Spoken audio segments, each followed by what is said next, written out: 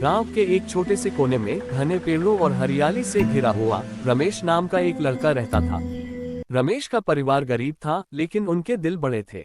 उनके पिता किसान थे और माँ घर संभालती थी। रमेश अपने माता पिता की इकलौती उम्मीद था।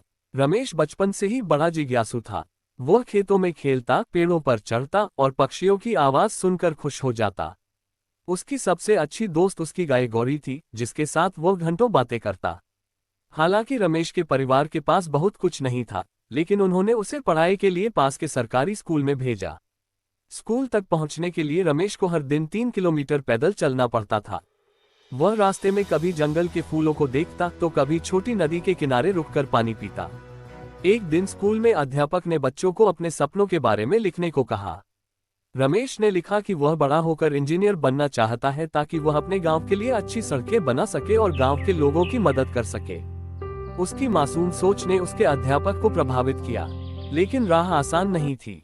रमेश को पढ़ाई के साथ साथ खेतों में अपने पिता की मदद करनी पड़ती थी।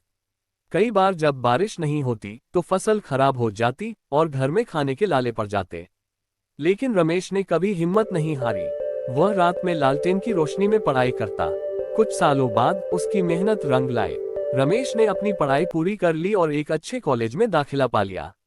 शहर में पढ़ाई के दौरान उसे कई मुश्किलों का सामना करना पड़ा, लेकिन गांव में बिताए दिनों की यादें और उसके सपने ने उसे कभी टूटने नहीं दिया।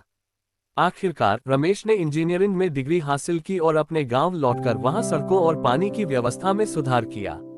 अब उसका गांव शहर से जुड़ गया था और लोग रमेश को गर्व से याद करते थे।